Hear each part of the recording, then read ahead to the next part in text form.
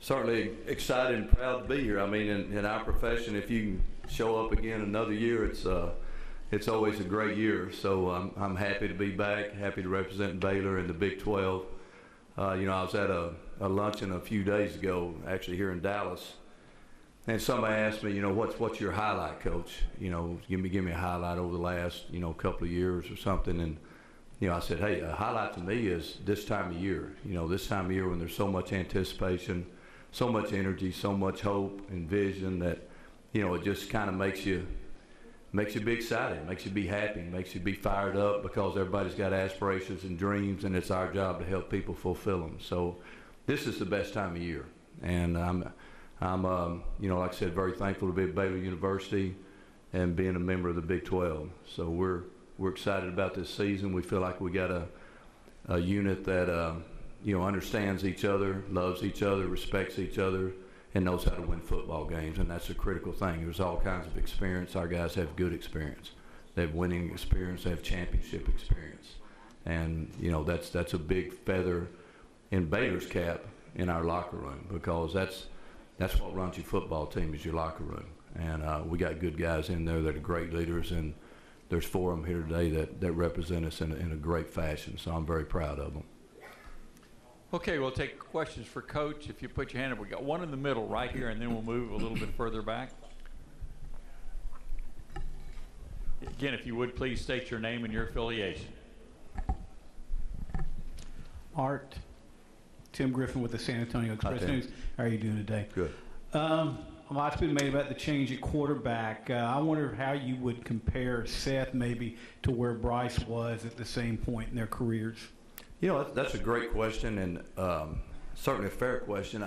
Quite honestly, I felt like I knew Briles just a little bit better. What his abilities were, how his mind worked, and I thought how he would perform. With Seth, it's still kind of a process to where, we're trying to fill out exactly, how to coach him, what motivates him, what his strengths are, and make sure that we give him opportunities to be successful. He's got a tremendous amount of talent. He's got a tremendous amount of drive.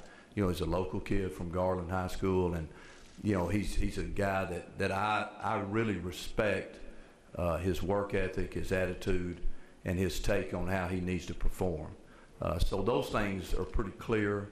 I mean, the thing that we've got to do is make sure that he doesn't feel like he's got too much pressure on himself to perform at an extremely high level, because with 9 back on defense and some pretty good people around him offensively, you just got to be good. You don't have to be great. You just got to be predictable, and that's what we'll expect out of him, especially early till we get a feel, and then we'll turn him loose. Question on the aisle right in front of you. Coach, Ben Kirchhoff from Bleacher Report, right in the middle. Yep. Okay. Close enough. Bleacher Report's pretty on most of their calls, so I'd like to see you. Where you at? Right here, sir. Okay. All right. Y'all are kind of out there on info pretty quickly most of the time. I have a question about the other Bryce Hager on defense, losing him. What kind of ground do you have to make up then in terms of what he did for that defense in terms of the leadership and the productivity? Yeah, I mean, Bryce and Bryce. I mean, anytime you lose guys that have started for 2 or 3 years, and middle linebacker, quarterback, center, all those guys are key cogs. It's because they're in leadership positions. And so we lost 2 out of 3. We got Kyle Fuller back at center, but we lost Hager and we lost Petty. So, yeah, those are big puzzles, pieces that we have to fill. But, we like our guys. We like our people that we got there. We feel very good about Grant Campbell, Taylor Young, Raekwon Davis, Avion Edwards. So we got people that we have a lot of confidence in that have made plays for us in the past. And, the only way to get an opportunity is have game day experience to play on game day. And once these guys get a chance to play, then you have opportunity to prove yourself. I mean, RG3, Nick Florence, Bryce Petty. Now we'll see what Seth Russell can do. But you have to have a chance to get on the field to perform, and we got some guys that are going to be given that chance. Right across the aisle, Coach, we got another question for you. Coach, Ben Dotson with RCFB. What are you doing to combat penalties this year? Penalties? Yes. You know, I mean, trying not to commit them first of all, but I mean, it's, you know, I mean, it's a subjective game, you know, quite honestly, from the player standpoint to the officiating standpoint. You know, so it's, you know, it's kind of momentum. Momentum works for you, it works against you, you know, and in the football field, in life, and in the penalty situation. So it's a situation where, you know, it's certainly been critical against us, you know, at critical times. You know, I'm flashing with about 8 or 10, you know, examples in my head, but on the flip side, you know, we've fortunately been able to, you know, maintain at a pretty high level of performance on the field where we've been able to overcome, you know, some of the drawbacks of penalties. You know, it's the nature of the game, and you don't have to accept it, but you got to deal with it. We got another question right there across the aisle. Right here in the middle, Coach. Cedric Bailey, BGC Sports. Since 2010, you've been there, you turned this program around. Can you talk about the progress you've made in these past 5 years, and compared to the other teams? You've got to be really pleased with the success you've been able to put together at Baylor. You know, I don't know if pleased would be the right word. I just think that we've, you know, kind of been on a mission, you know, and our mission has been to create an atmosphere of excellence, of championships, and of guys that can play at a fearless attitude and a fearless level. And, you know, that's just kind of been our goal. We didn't jump in there and say we want to do this and you know, be better than that. We just want to be the best that we can be. And so what we've tried to do, or what we have done, is we've just maintained a fence around our program, and we haven't looked at anybody else. We just, you know, worked from within and said, this is the way that we're going to do it. This is Baylor's way. We're going to concentrate on what we do, and we'll see how it turns out. So we've been fortunate with getting good people, you know, great new stadium, great attendance, great energy from our fan base, and it turns into great results. Right there in front of you, Coach, on the right-hand side. Hi, Art. Suzanne Halliburton from the Austin American Statesman. I wanted to ask you. My right. Oh, sorry. Yeah. No, I was saying this is my right. That would be her right, my left. But not that I'd ever call you out. Anyway, I was going to ask you about your defense. Hey, and Yeah. you brought Sean and Andrew, and you've always talked about that the defensive line could possibly be the best in the country. I think I'm quoting you. But what about your secondary? And are those, even though you have a lot of starters back, are those jobs open in August or up for competition? Yeah, you know, we really feel good about our D-line, and we felt real good about them a year ago. You know, last year, you know, we were saying, you know, I felt like they had a chance to be the best in the Big 12. You know, this year I certainly feel like, you know, they have a chance to be the best in the nation. And that coincides with how your secondary can play. You know, if we do a great job up front, then certainly lets the secondary play a little more freely and have the offense have less time to make decisions. But on the back end, we feel really good about those guys. You know, we got 4 guys back that started last year. Once again, you know, a couple of them have started for a couple of years out there, so they'll be 3-year starters. And they've got good experience. You know, it gets magnified, you know, as you progress and get into the big games, to where, you know, you might say, hey, you know, that might be a weakness or a flaw, but you have to understand that, you know, to get to those big games, you have to win big games. And so these guys have all helped us win games. We have a tremendous amount of confidence in them, and there will be some heated competition, you know, throughout fall camp and really as into the season progresses. Okay, Coach, we're going to try to get you back on track. Right here in the middle, right straight in front of you. There you Yes, go. sir. Bryce Cherry, Waco Trip. Hi, Bryce. Art, you have the new silver helmet there in front of you. I think they officially call it gunmetal gray. And then, you know, what's your impressions of that? But do you have a favorite out of the assortment of helmets that you guys have? Yeah, that's the first I've heard that. Gunmetal gray. Yeah, it's a little wordy for me, but that's, you know, that's, yeah, we like it. You know, it's something that, you know, we dreamed up a couple of years ago. Of course, nothing happens overnight. So, you know, we were afraid we're going to have to wait till 16. They got it to us in 15. But, you know, I think it'll be nice. It'll be a good change. You know, it's a neutral color that, you know, we can fit into our color scheme. as far as a favorite, I mean, if we got one more point than the other and we got that helmet on, it's a favorite for me, you know, at that day. So, you know, our guys, you know, usually end up, you know, picking out what we're going to wear. So I'm kind of neutral on all that. Coach, back here, Brian Baldinger, Fox Sports. Coach, I like big people. I'm sort of enamored by them. You have the biggest of the biggest in Laquan McGowan. I see where he's wearing number 80 now, Art. Yes, sir. Where you at, Brian? I'm right here, Coach. I'm standing up, kind of waving at you here. By the platform. Standing up? Okay. Yeah. So, okay, I got you. All right, yeah. So I just wanted to know, I mean, I know you you've kind of moved this kid to tight end now, Art, in his 5th year. And he's just, you know, he's everything that you see in college football, but he's the biggest person in college football. A little bit about the desire and the fact that you've moved him to tight end and what we can expect and what you see from this enormous, great kid. Well, you know, first of all, Brian, I'm like you. I like big guys too. I like them a lot, and I respect your football IQ. You know, and I think that's very important for people that are involved in this game, that they have a good football IQ. They understand the game, they understand the people, they understand the concepts, and they understand everything that's going on in the game of college football. So I respect you for that. To answer your question, I don't think he's just the biggest guy in college football. He's probably the biggest guy in football, you know, in general. I mean, he's 6'8", 403 pounds right now, slimmed down to that. So he's really doing a good job. The reason that we did move him is that he can help our football team. I mean, that's the bottom line. Everything we do is for the big picture. You know, how can we get our guys in position to help us win? It's a chance for Laquan to play, you know, 14 to 25 plays a game and be effective. We weren't sure that he could be effective playing 88 to 100 plays a game, you know, which we would like to run offensively at a guard position. So this is an opportunity for him with his unique skill level, because he does have a very unique skill level.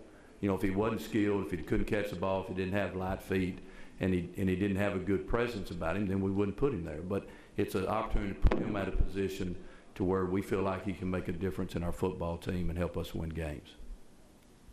Okay, we're going to move to your left, Coach, about Yes, sir. halfway back on the left-hand side. I'm catching on. Hey, Art, Jenny Carlson with the Oklahoman.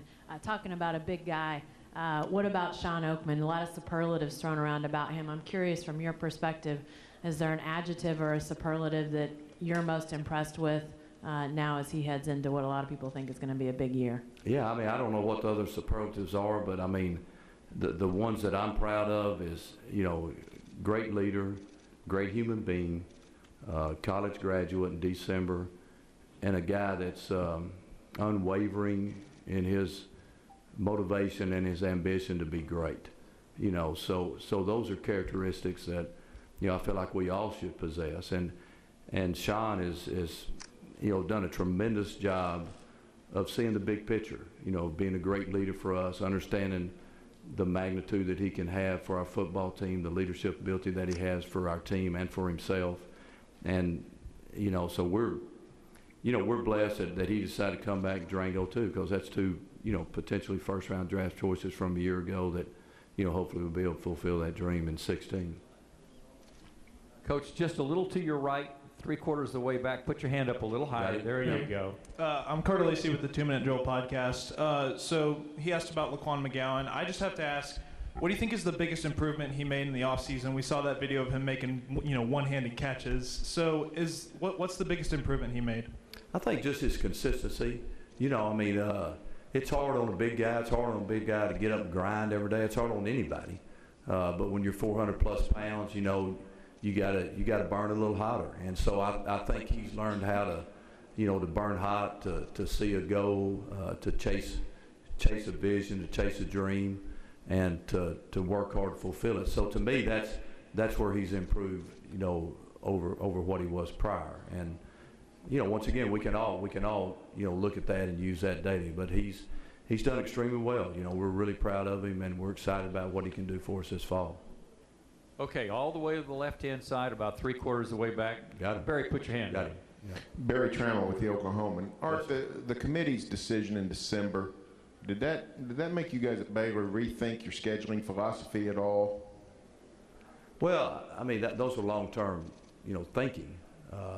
You know, truth be known, I think if we'd have gone 12-0, then, there's no doubt we're in. I mean, we're in there and we're rolling. So that's something that, we win all our games. It takes care of itself. The scheduling format, these things are made years in advance. We're actually working on our schedule to, maybe, make it look better to the public and help us if it does come down that. But, I've never met a good loss or met a bad win. So I mean, our job is to win, and my job is to win. And if we line up and we win 12 games this year, we're going to be in the Final Four. I mean, I think you can put that in ink right now, because we will have beaten many ranked teams in this conference. And last year we beat more top 10 teams than anybody in America. So, yeah, we come through there without a blemish. We'll be in good shape. Okay, we've got a and question. So will the Big 12. All the way back where the cameras are, Coach, on the right side, just a little bit. Got him. Right back here, Coach. Sean Gagey, News You're getting better. You're coachable. I'm telling you, you're coachable. My eligibility's been used up. Thank goodness. Sean Gagey, News 10 Sports. Coach, I think early on when you first took this job, I think the motivation was to get to the top was easy. The whole started from the bottom, and we want to get there. Now that you're here, you've won back-to-back Big 12 titles, and you're still not the favorite to win the title this year. Do you guys appreciate that as still being able to have that chip on your shoulder that you've still got work to do? Is that something you relish? Did you really say started from the bottom, now we're here? I mean, did I hear you say that? But that's never heard that before. But we're never going to lose that. I mean, getting chosen second. I mean that's okay. Like I said, it's better than getting third. I guess you got to win it 3 times in a row to get picked first. But that's we understand how we've been able to get to this point. And to get to this point has been through, trying hard to earn respect, never earning respect, understanding that people, don't know our names. So we want to, make people know our names by our actions, by our performance on the field. And so that's something that will continually stay with us, because even if you do achieve, what you'd like to achieve, I mean, there's always going to be doubters, and doubters are motivators. This is the final question on the right-hand side, all the way over here on the right-hand side, about 3 rows back. Hey, Coach. Bruce Marshall at Sports Byline USA. Quick question about when Coach Montgomery moved to Tulsa late last year, and how you might have got involved when you found out he was interested, and what role you might have played. Did you try to talk him out of it? And then the quick transition then to Kendall to take over. Yeah, all that stuff happened. I'm trying to think of the dates, but I think it was about the middle of December, around the 14th, 15th, somewhere in there. We're actually in Katy, Texas, recruiting, and he gets a call, or I was in Katy, and Monty was somewhere else. Might have been in Tulsa. But, he gives me the call. But, I was all for it. I mean, all the way. I've been with Coach Montgomery since 96 or 97, and he's been a tremendously loyal person. He's done it the right way.